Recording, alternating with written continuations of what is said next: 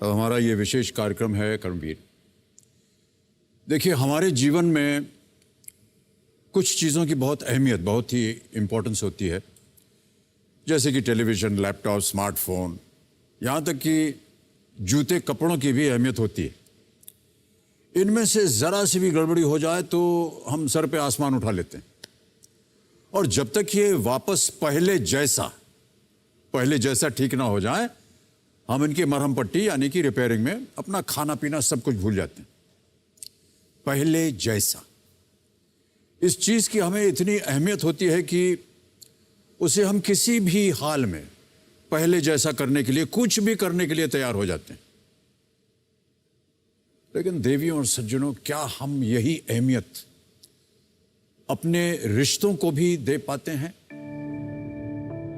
दुर्भाग्यवश हमारे अपने जब पहले जैसे नहीं रहते, उनका स्वास्थ्य, उनकी मानसिक स्थिति बिगड़ जाती है, या उनके ठीक होने की कोई उम्मीद नहीं रहती है, तो कुछ लोग देवियों सज्जनों ऐसे भी होते हैं जो मन ही मन सोचते हैं कि कैसे और कितनी जल्दी इन बोझिल रिश्तों से छुटकारा मिले, ये हमारे घर से निकल जाए। बस एक दिन हम आंख खोलें और ये हमें आसपास दिखाई न दें।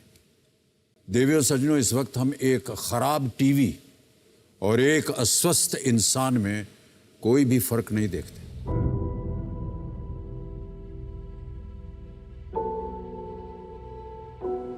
और हम अपनों को भी वैसे ही घर से निकाल देते हैं जैसे एक खराब टीवी को निकाल देते हैं।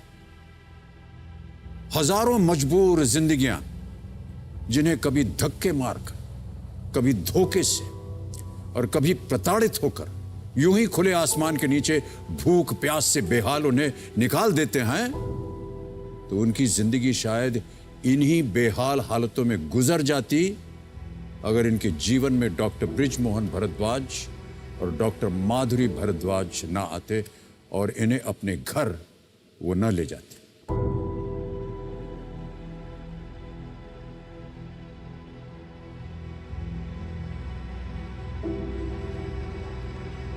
ठीक है वैसे, ठीक। नींद कैसी आती है आपको?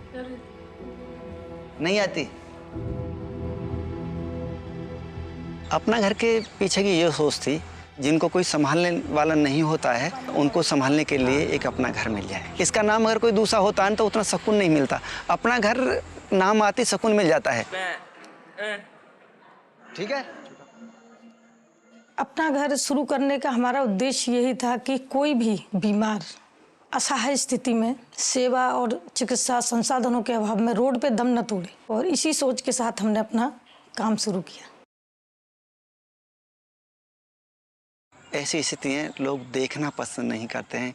कई बार तो स्थिति ऐसी हो जाती है, कीड़ा पड़े हुए, इतनी दुर्गंध आ रही होती है, लोग अगर ढकेल वाला है ना, वो भी डंडा मार के भगा देता है कि चल चल, बदबू आ रही है, उनको पानी तक नसीब नहीं होता है।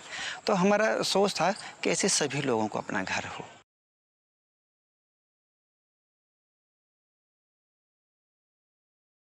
नाम क्या है आपका?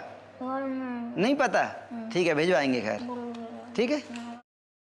भोजन तो उनको मिलता ही था, कैसा भी मिलता हो, दवाई भी मिलती थी। तो ये हम कोशिश करते हैं कि सेवा ही हो, सेवा के अलावा कुछ न हो। खुश रखे भगवान, खूब देर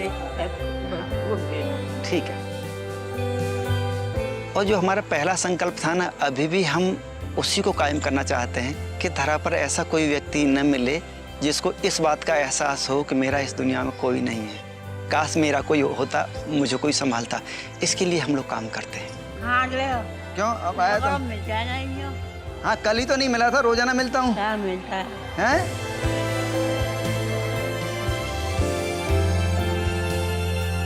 कर्मनिष्ठ, कर्म साधक और आज के कर्मवीर डॉक्टर बृजमोहन भारद्वाज और डॉक्टर माधुरी भारद्वाज का तालियों के साथ अभिनंदन।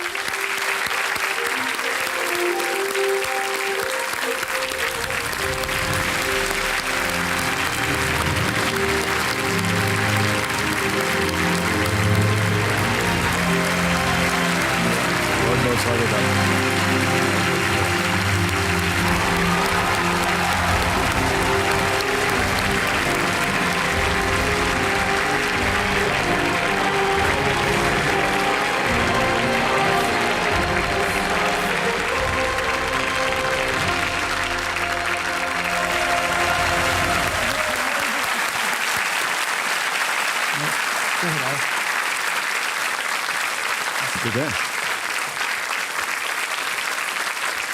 बहुत बहुत स्वागत थैंक यू सर। डॉक्टर साहब और डॉक्टर माधुरी जी को बहुत बहुत स्वागत आपका। अभी हमने एक वीडियो देखा डॉक्टर साहब, जी अपना घर के बारे में हमें और कुछ बताइए डॉक्टर साहब। हम सार्वजनिक रूप से अब जानना चाहेंगे और आपकी बात को हमारी जनता जो है दर्शक उनको बताना चाहेंगे।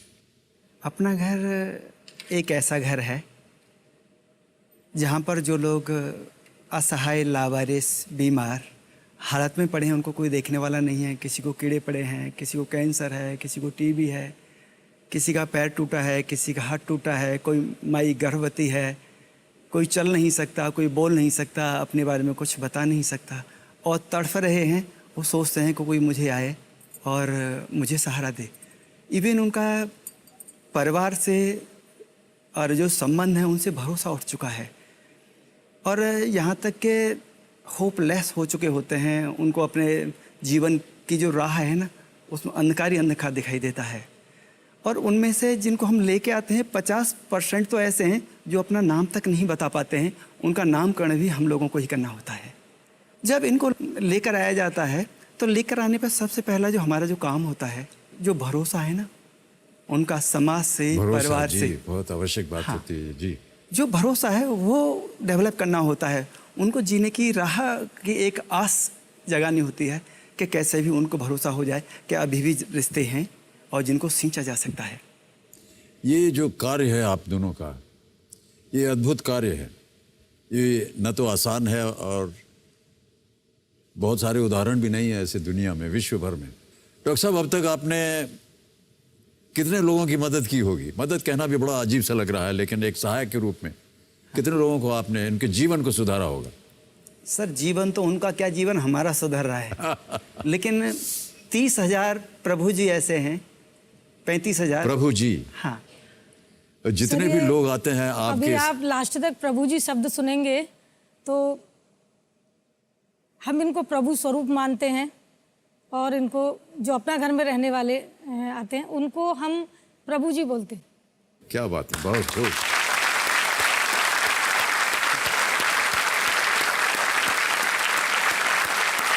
और ये सब के सब एक ही जगह तो नहीं होंगे एकत्रित, अलग अलग आश्रमों को आपने खोला होगा?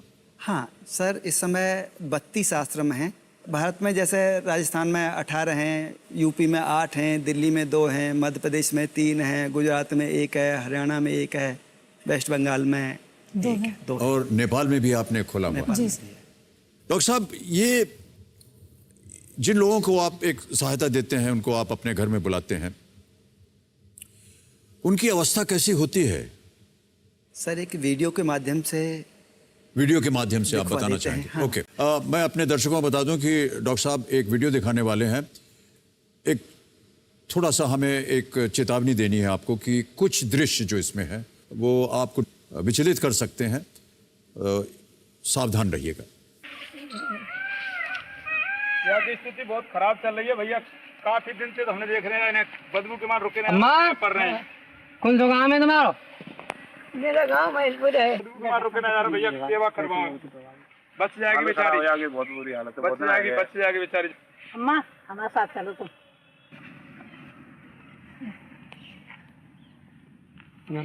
आजा।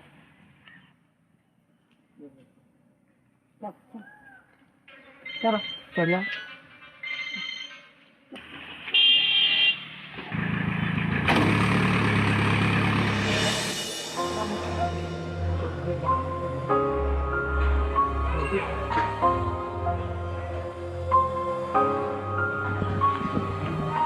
वो दिन में आया।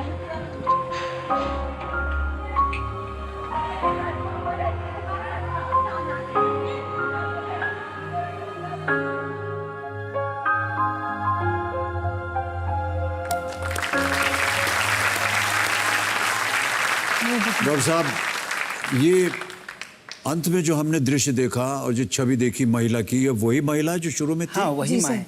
जी वही सर, महिला है? वही माँ है ये।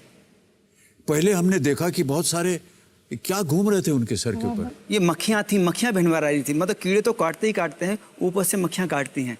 स्थिति तो जब ज़्यादा भयानक होती है, जो गांव वाले थे ना जिनके हाथ में डंडा था, हाँ। वो अपने पास भी नहीं आने देते इनको। ये इनका भाव अंदर तो से ये होता है कि गांव मैं वाले बचा इनके लूं। नजदीक नहीं जाते हैं? नहीं जाते सर, नहीं जाते। उनको लगता होगा कि ये जो पीड़ित है इसके पास ना जाओ। हाँ, इन्फेक्शन लग जाएगा, हमें इन्फेक्शन लग जाएगा, इतनी बदबू आती है जिसके बारे में बताया नहीं जा सकता कि स्थिति क्या होती है। और ये तड़फते रहते हैं और अंततः ये तड़फते तड़फते कई बार तो जो है अपना घर जैसी व्यवस्था ना हो तो ज़्यादातर दम तोड़ देते हैं। कोई हॉस्पिटल वाले ने एडमिट नहीं करता तो ज़्यादा। अभी हमने देखा कि जो लाठी लेकर के घूम रहे थे वो गांव वाले थे। हाँ, गांव वाले थे, उन्होंने वो लेकर के आए आपके जो वॉलंटियर्स हैं जो आपके साथ काम करते हैं। हुआ क्या, रूपबास है एक जगह, वहाँ से फ़ोन आया था कि एक माँ इस तरह से घूम रही हैं। तो वहाँ से हमारे एक सिस्टम है कि फ़ोन वीडियो भेज दें। सबसे पहले हम ये रिकॉग्नाइज करते हैं क्या इनके परिजन तो नहीं हैं। तो वहाँ से वीडियो आ गया, वीडियो पे गाड़ी गई, गाड़ी जाके वहाँ इसमें गाड़ी में पूरी व्यवस्था होती है। फिर वहाँ पे जाके देखते हैं कि कितनी वहाँ पे ट्रीटमेंट की ज़रूरत है, गाड़ी में लाने लायक स्थिति में हैं या वहीं पे साफ और मेडिकेशन करके लाना पड़ेगा। कितना समय लगा इस पीड़ा से इस महिला को निकालने में? 1.5 से 2 महीना सर। 1.5-2 महीना? हाँ और सर, इसके अलावा दूसरा भी देख सकते हैं, एक भाई और है इनके अलावा। जी जी। और उनकी क्या स्थिति है वो भी आप देख सकते हैं। जी, वो भी देखा जाए। 10 को। और जैसा कि मैंने कहा दर्शकों, जो थोड़ी सी विचलित हो सकती है जो दृश्य आप देखेंगे, they are disturbing visuals, so you have been warned. Thank you so much. तुम्हारा नाम क्या भैया? उत्तम। कैसे थे जब तुम आए थे? वेंचर में चल रहा था सर। व्हील चेयर पर लेके आए थे? खड़े नहीं हो पाते थे, खड़े हो जाते थे? खड़ा ना हो पाते थे। अब कैसा लग रहा है आपको? सही है सर। अब क्या काम करते हो यहाँ पर? पानी वानी खाना परेशान है। खाना परोसवाते हो, सब काम करवाते हो? हाँ, ये बताओ तुम्हें अपना घर कैसा लगता है? बढ़िया लगता है।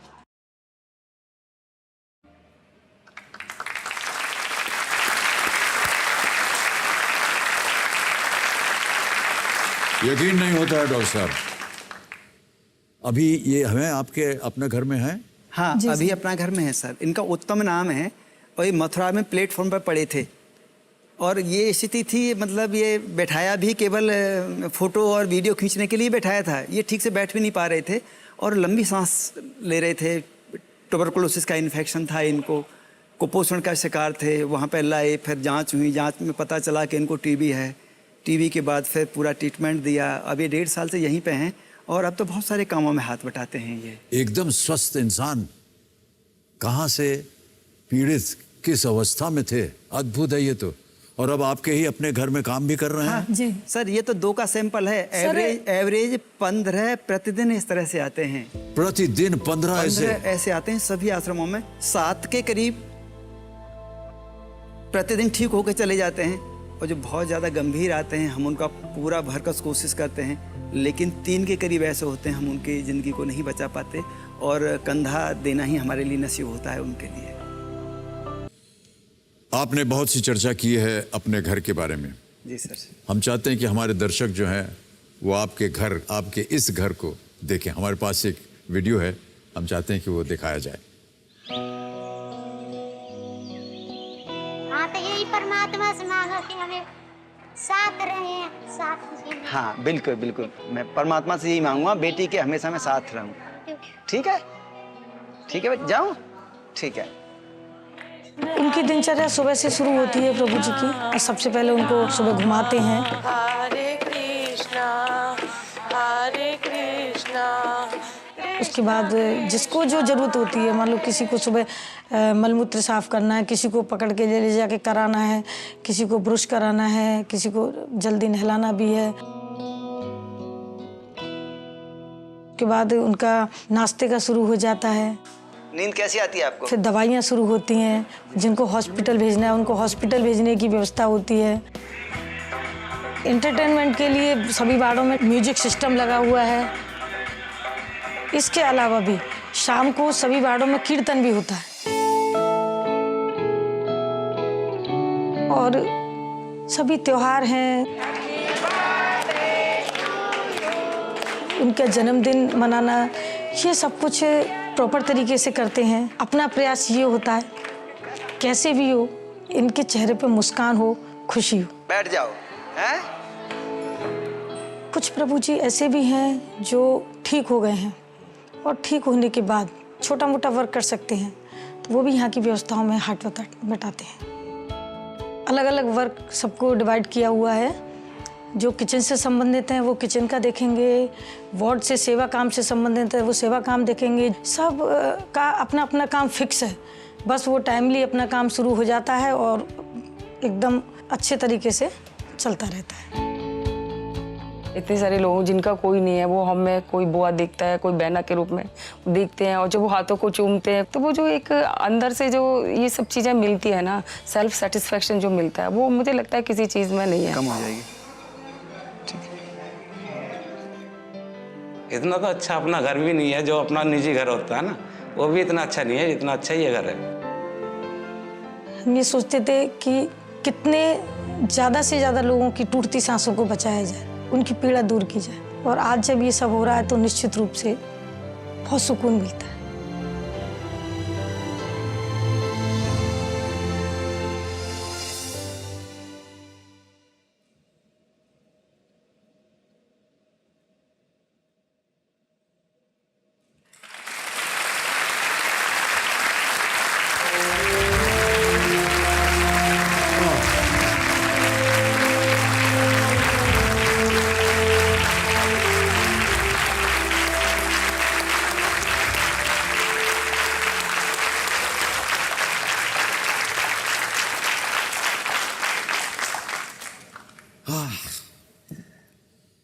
डॉक्टर साहब, जितने भी लोग यहाँ आते हैं जी सर। ये अलग अलग बीमारियों से पीड़ित होते हैं। कोई मान लीजिए जैसे कि HIV पेशेंट होगा, कैंसर होगा, जी।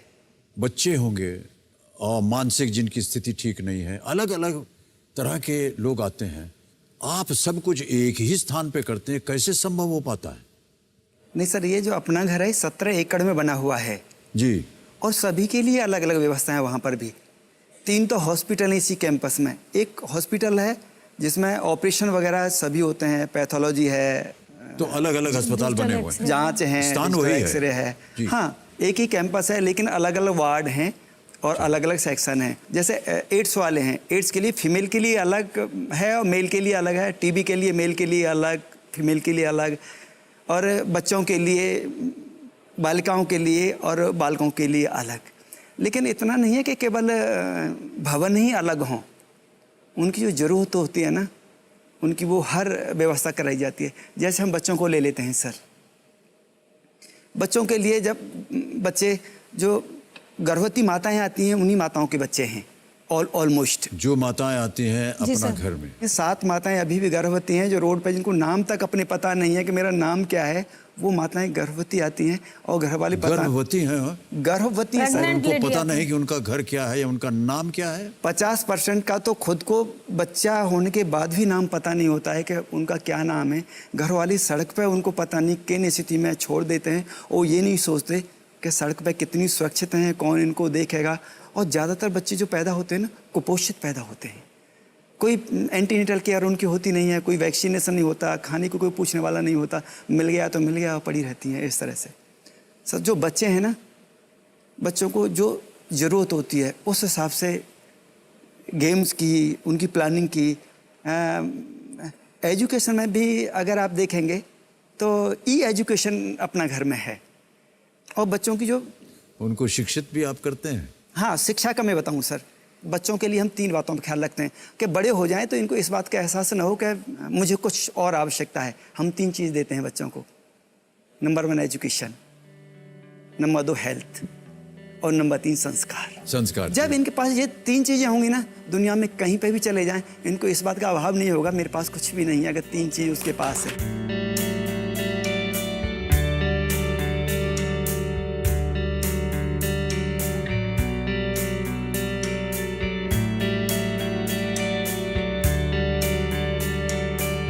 क्या बात है, बहुत खूब। और इसका जो बेस्ट एग्जाम्पल है, अभी हमारे एक बेटा, जो बड़ा बेटा है, हाँ जी, वो 8 पास करके 9th में आया। 9th में जैसे ही आया तो उसने फटाफट अपना 9th का और 10th का दोनों का कोर्स कर लिया, मैथ का। जी जी जी। तो हमने सोचा कि इसको अवसर देना चाहिए। जितने भी बच्चे थे पहले जिस स्कूल में पढ़ते थे, वो एक मीडियम लेवल का था। हमने सभी बच्चों को जो भरतपुर का टॉप स्कूल है उसमें एडमिशन करा दिया। हम चाहते हैं कि बच्चों को अवसर मिलना चाहिए, उनको ऐसा न लगे मैं भी राजस्थान में टॉप आ सकता था अगर मेरा एडमिशन अच्छे स्कूल में होता। बहुत खूब, बहुत खूब। डॉक्टर साहब, हम ये जानना चाहते हैं कि जब आप किसी प्राणी को कहीं से आपको पता, कैसे आपको पता चलता है कि यहाँ से इनको लाना है? कौन बताता है आपको? ये सूचना आपके पास कैसे आती है? काफ़ी बड़ी संख्या में वॉलंटियर हैं जी जी पूरे देश भर में जी। तो सूचना देते हैं, सूचना के माध्यम से हम वेरीफाई करते हैं, वीडियो मंगाने के माध्यम से वेरीफाई कर लेते हैं। तो उसके बाद फिर एम्बुलेंस जाती है, एम्बुलेंस में पूरी किट होती है, जी जी, पूरा सामान होता है। दूसरा, अपना घर हेल्पलाइन 38 अपना घर सेवा समितियां हैं और 80 करीब हेल्पलाइन है। जहाँ पे कम लोग होते हैं तो वहाँ पे हेल्पलाइन की जिम्मेदारी होती है, या तो सूचना दे दो अपना घर को, या जब तक एम्बुलेंस आए जब तक आप उनको संभाल के और उनकी पूरी व्यवस्था करवाएं। उसके अलावा ऑफिशियली 42 ऑर्गेनाइजेशन है पूरे देश से, हमने कह रखा है जिनको आप नहीं संभाल सकते अपना घर भेज दो। वाह, क्या बात। हमारे पास एक और वीडियो है जिसे हम रेस्क्यू वीडियो कहते हैं, हम दिखाना चाहेंगे अपने दर्शकों को। Can we see that video please? ये अभी एक भरतपुर से सूचना आई थी कि वहाँ पर एक असहाय हालत में पड़े हुए हैं। यहाँ से रेस्क्यू टीम गई थी लेने के लिए।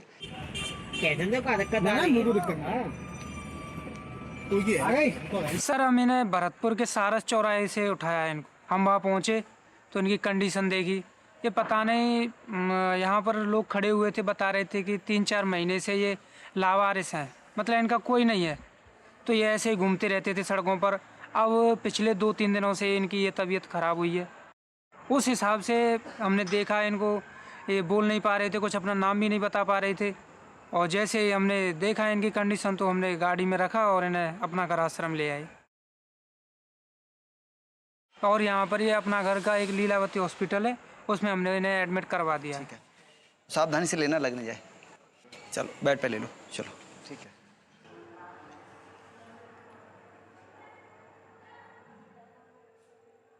कोई खिलाने पिलाने वाला होगा नहीं, कोई अपना होता तो खिलाता। तो संभावना यही है कि ये कोमा में जो आए हैं इनको पानी और भोजन न मिलने की वजह से आए हैं। और इसी वजह से, क्योंकि अभी ईसीजी की है या दूसरी बीपी या वाइटल चेकअप किए हैं, उसमें ऐसी कोई गंभीर बीमारी नज़र नहीं आती। तो ऐसा लग रहा है कि रेस्पॉन्स आएगा। पानी पियेंगे? अच्छा, अभी पिलवा। ये लो पानी ले लो, थोड़ा सा ले लो तो पानी। पी गए पानी? हाँ। अब पिला दो।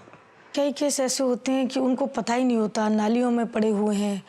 कई केस तो ऐसे है कि डॉग्स और सुअरों के बीच में एकदम बहुत गंदगी में है, उनको बरसों नहाए हो गए। जब उनका ट्रीटमेंट चलता है, यहाँ आते हैं, उनके चेहरे पे एक अलग ही रौनक होती है, बहुत अच्छे हो जाते हैं वो।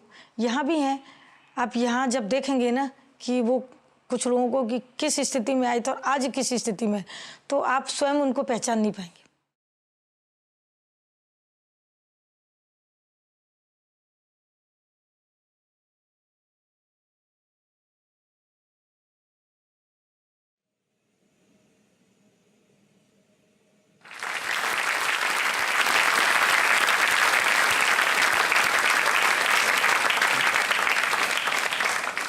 ये जो अभी रेस्क्यू टीम गई थी, जो शख्स नीचे ज़मीन पर लेटा हुआ था, उन्होंने कहा कि कई दिनों से बीमार है।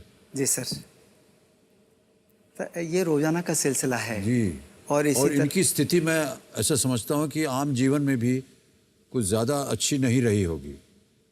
हमको कैसे पता चला, मैं पता नहीं ये सही है कि नहीं। जब आपने कहा ना इनसे कि पानी पियोगे, हाँ, तो इसका हाथ यूँ गया सर। जी सर जी। वैसे कभी भी इसने अपने जीवन में पानी अगर पिया होगा तो बम्बे से ऐसे पिया होगा।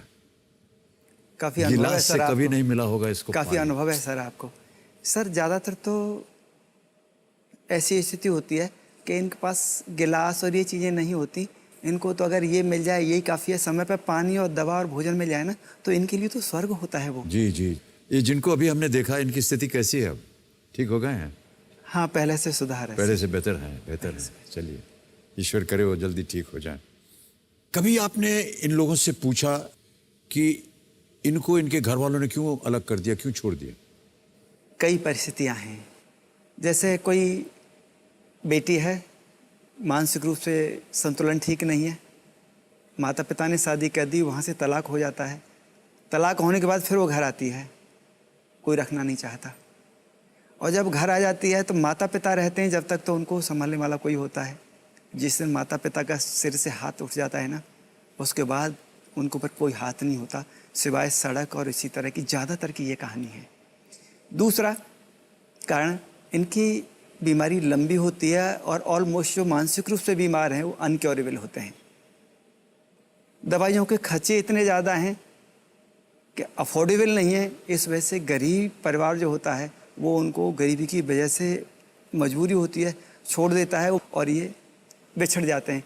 कई बार जो बोल नहीं सकते और गूंगे बहरे होते हैं, उनमें घर में झगड़ा हो जाए ना, झगड़ा हो जाए तो अल्टीमेटली कभी न कभी हो ही जाता है पति पत्नी में, वो घर से निकल आते हैं और एक बार घर से निकल गए फिर उनको पता नहीं होता है। इस तरह के भी 200 से ज़्यादा माता बहनें हैं जो एक बार निकल गई और वो यहाँ पे आ गई। सर सभी आश्रमों में 6000 से ज़्यादा हैं। 6000 में से 2 से 3000 के तो परिवार वाले ऐसे होंगे उनको कहीं न कहीं ढूंढ रहे होंगे, और अगर कहीं वो ढूंढ रहे हो ना तो एक बार अपना घर में ढूंढे ज़रूर आ जाएं। हो सकता है इस शो के माध्यम से ही उनको उनके बिछड़ी किसी को माँ मिल जाए, किसी को बहन मिल जाए, किसी को भाई मिल जाए, किसी को पिता मिल जाए, और पता नहीं क्या क्या मिल सकता है।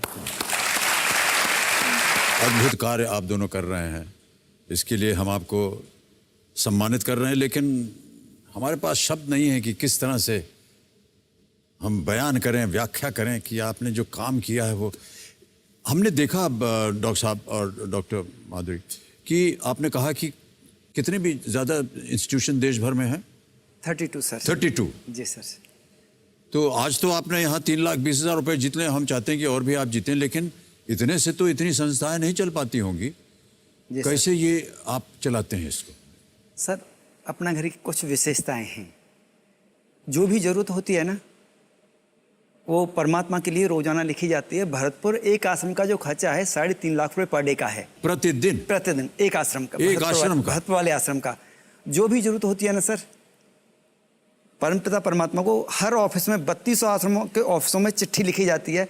चावल की इतने की जरूरत है, दाल की, सुई की, एम्बुलेंस की, ज़मीन की, डॉक्टर की, इंजीनियर की, आर्किटेक्ट की, बिल्डिंग मटेरियल की, जो भी ज़रूरत होती है ठाकुर जी को रोज़ाना लिखते हैं। और ठाकुर जी विभिन्न माध्यमों से रोज़ाना जितनी ज़रूरत है उतना पूरा करने के लिए आते ही आते हैं। ऐसा कभी नहीं होता कि उस पर ठाकुर जी के लिए लिखा जाए और वो चीज़ नहीं आए। और 1% अगर नहीं आती है ना तो हम ये नहीं सोचते कि संसार में अभाव है या ठाकुर जी नहीं भेज रहे। हम सोचते हैं हमारी पात्रता में कमी है। ठाकुर जी का ये संदेश है, सुधर जाओ, अपना काम ईमानदारी से करो और पूरी व्यवस्थाएं हो जाएंगी। और इतना विश्वास ईश्वर में आपको, धन्य हैं आप कि ईश्वर आपकी बातें जो है वो सुन लेते हैं। और जब आपको लगता है कि 1% जो है काम ठीक नहीं हुआ या कम हो गया या कमी हुई है, तो ये नहीं कहते हैं आप कि ईश्वर ने हमारे काम को पूरा नहीं किया, बल्कि आपने सोचा कि आपका काम जो है उसमें कुछ कमी रही। हाँ, बिल्कुल सर। वाह क्या बात है। तो ये जो फंडिंग होती है ये सरकार की तरफ से होती है या व्यक्तिगत रूप से आती है, किसी पर्सनल फाउंडेशन से, इंडिपेंडेंट फाउंडेशन? सर सरकार से कोई पैसा मिलता नहीं। कोई नहीं पैसा मिलता? कोई नहीं मिलता।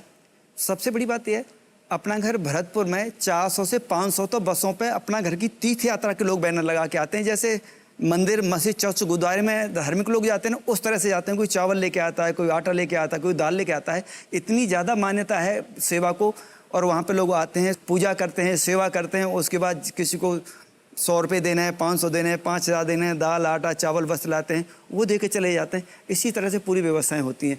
अब तक तो कोई विशेष फंड नहीं, लेकिन अभी कुछ पिछले 2 साल से शुरुआत हो गई है जो CSR के तहत 2 ऑर्गेनाइजेशन ने फंड दिया है। कौन है वो ये 2? एक तो अजीम प्रेम जी फाउंडेशन है। अजीम प्रेम जी, अजीम प्रेम जी फाउंडेशन। अजीम प्रेम जी की आपने बात की, अद्भुत व्यक्ति वो भी। जितना कुछ उन्होंने कमाया है और उनकी कंपनी कमा रही है वो सब कुछ उन्होंने दान पुण्य कर दिया। अद्भुत अद्भुत कार्य किया उन्होंने, अजीम प्रेम जी ने। जनता जो है अगर किसी तरह से वो मदद करना चाहे, किस तरह कर सकते हैं? तो कोई ऐसी संस्था है या कोई ऐसा जरिया है जहाँ से वो कर सकें? सबसे पहले अगर वो मदद करना चाहते हैं ना तो उनके पास कहीं पे भी उनको इस तरह के प्रभुजन मिलते हैं जो असहाय लावारिस बीमार स्थिति में है, सबसे पहले उनको पहुंचाने में मदद करें, वो सबसे बड़ी मदद हो जाएगी।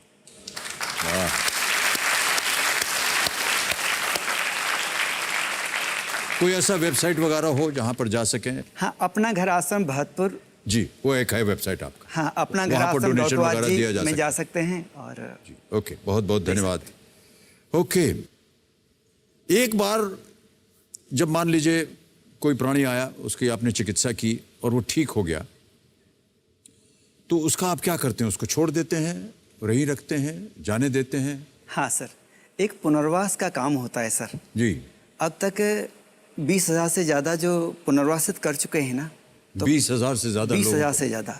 सबसे पहले जैसे ठीक होते जाते हैं, उपचार चलता रहता है, तो उनका पूरा बायोडाटा लिया जाता है। इसमें IITN तक लगे हुए हैं उनको घर पहुंचाने के लिए। सबसे बड़ा काम है ये कि कैसे भी उनको घर उपलब्ध कराया जाए। क्योंकि यही हम जानना चाह रहे थे कि अगर कोई व्यक्ति जो है, अगर उसको घर से निकाल दिया गया है, तो वो वापस कैसे जाता है, या वापस उनको लेने के लिए तैयार रहता है कि नहीं परिवार? हम ये वीडियो देख लेते हैं, शायद हाँ, उससे वीडियो हमको के माध्यम से। Can we see that video please?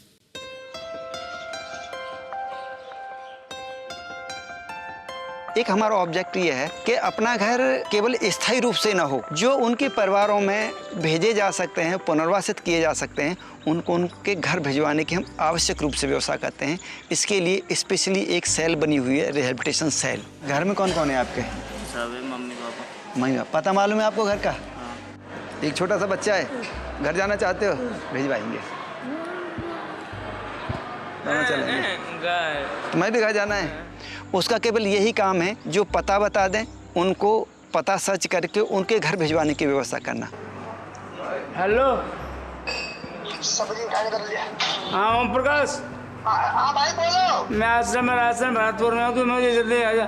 Bharatpur आश्रम में उनसे भाई जी आवाज गिर गिर हो रही है, भाई उनको दे दो, कौन है समझ लूँगा एड्रेस। प्लीज सर समझा रहे हो, सर समझाना। ये हंसराज जी हमारे पास हैं, अपना घर आश्रम भरतपुर में। घर वालों को काफ़ी याद करते हैं ये, और घर जाना चाहते हैं। नहीं नहीं नहीं नहीं, आ जाएंगे वो कह रहे हैं वो आ रहे हैं। ठीक है, वो आपको लेंगे। ठीक है। कहाँ से आए? दिल्ली में वैसे प्रॉपर घर इलाहाबाद से।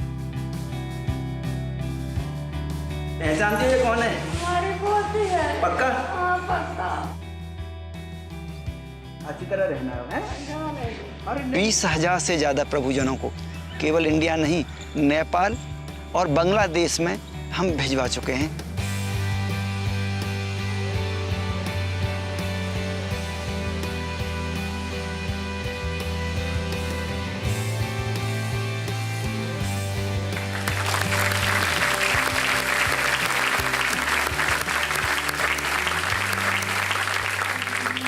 ये जितने थे, ये सब अपने अपने परिवार के पास वापस जाना चाह रहे थे? जी सर। हाँ, या आपने भेजा इनको? नहीं, पहले सूचना देते हैं, फिर परिवार वाले आते हैं, जब लेके जाते हैं। अब मान लीजिए किसी परिवार ने किसी को अलग किया होगा, तो क्यों आएगा वो? जैसे ये जो फोन पर रो रहे हैं, जी जी, इनकी पहली शादी हुई। हाँ। शादी से एक बेटा हुआ, पत्नी का देहावसान हो गया। पत्नी ने क्या? देहावसान हो गया, एक्सपायर हो गई। बेसिकली ये इंडस्ट्रियलिस्ट थे, फैक्ट्री थी इनकी प्लास्टिक के दाने की दिल्ली में। दूसरी पत्नी से कोई विवाद हुआ, उन्होंने भी घर से निकाल दिया। पत्नी ने निकाल दिया? हाँ, निकाल दिया। और उसके बाद ये इनका जो बेटा है, वो इनको अपना घर में लेके आए थे। वो BCom कर रहे हैं, तो बेटा इनको छोड़ने आया था कि डॉक्टर साहब मैं इनको कैसे संभालूं, मेरे पास तो कोई व्यवस्था नहीं है। वो भी काफ़ी वैसे शब्दों का इस्तेमाल कर रहा था, हल्के शब्दों का। मैंने उनको समझाया, मैंने कि पिता तो पिता ही होता है, माँ माँ ही होती है, ऐसे शब्दों का इस्तेमाल नहीं करते। 2-4-5 मिनट उसने अपोज किया। उसके बाद वो बोला, कोई बात नहीं डॉक्टर साहब, जब मेरी नौकरी लगेगी ना, सबसे पहले मैं अपने पिता को लेने आऊँगा। और जब नौकरी लग गई तो इनको आपने वापस भिजवा दिया? हाँ। वाह। पुलिस जो है वो भी मदद करती है कभी आपकी? पुलिस सर ऑलवेज मदद करती है, हमेशा। पुलिस अधीक्षक को सबसे पहले हम कॉल करते हैं। जी हाँ, उन्हीं को। और पुलिस अधीक्षक के माध्यम से कहते हैं सर आपके ज़िले से ये हैं, तो संबंधित थाने का नंबर देते थे। पुलिस अधीक्षक जो है ऑलमोस्ट सभी कोऑपरेट करते हैं। ऐसा कोई पुलिस अधीक्षक नहीं है जिसने कोऑपरेट नहीं किया हो, और नंबर दे देते हैं और बहुत जल्दी एक दिन जब होता है जब सूचना हमारे पास आ जाती है कि इनके परिवार वाले यहाँ पे हैं, ये एड्रेस है, कॉन्टैक्ट नंबर है, और बात करा देते हैं परिवार वालों से। आपसे मिल करके, आपकी बातों को सुन करके, जो कार्य आप कर रहे हैं समाज के लिए, सब लोगों के लिए, प्राणियों के लिए, अद्भुत कार्य है। एक बार फिर इनका बहुत ज़्यादा अभिनंदन करते हैं। तो देवी समझो, आज हमारा समय यहीं समाप्त होता है। सब लोग खड़े होकर के आपका अभिवादन कर रहे हैं, अभिनंदन कर रहे हैं। बैठे रहिए, आप बैठे रहें। बहुत बहुत धन्यवाद आपका। तो डॉक्टर साहब, आपने जो रकम जीती हुई है 12,50,000 रुपये, ये हम डिजिटली ट्रांसफ़र कर देंगे आपके अकाउंट में। अपना घर आश्रम भरतपुर, अकाउंट नंबर आ गया है, ट्रांसफ़र बटन हम दबाएंगे और 12,50,000 रुपये लिख दिए, कंफर्म किया और ये सीधे आपके अकाउंट में पहुंच गए 12,50,000 रुपये। बहुत बहुत धन्यवाद। हमारी एक प्रथा है, यहाँ पर हम फ़ोटो लेते हैं। आप किसी को साथ में लाए नहीं हैं, आमतौर पर हम जो आप साथ में लाते हैं ना उनको बुलाते हैं यहाँ कि हमारे साथ एक तस्वीर खींचे। लेकिन अगर कोई है हमारी जनता में, भाई साहब वो आ गए हैं, चलिए तालियां बज जाए इनके लिए। हम चाहते हैं कि ये इस फ़ोन से एक तस्वीर ली जाए।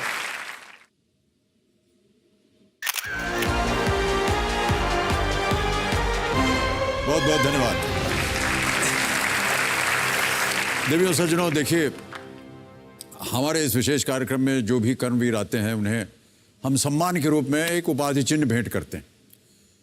पर मैं अपने दर्शकों को बताना चाहता हूं कि डॉक्टर साहब और उनकी धर्मपत्नी डॉक्टर माधुरी भारद्वाज ने अपने कार्य की प्रशंसा में दिया जाने वाला किसी भी तरह का सम्मान, पुरस्कार या उपाधि ये स्वीकार नहीं करते हैं, क्योंकि इनका मानना है कि ये जो भी कार्य करते हैं सिर्फ अपनी खुशी के लिए करते हैं, न कि किसी पुरस्कार या सम्मान के लिए। बहुत ही सम्मानशील बात है आपकी। माँ अपने बच्चों की सेवा करती है जी, परवरिश करती है पूरा जीवन। पिता अपने बच्चों को संभालता है। बेटा अगर पैरालिसिस हो जाए, पिता तो उसको संभालता है जी। कभी कोई सम्मान की अपेक्षा करता है क्या? वाह।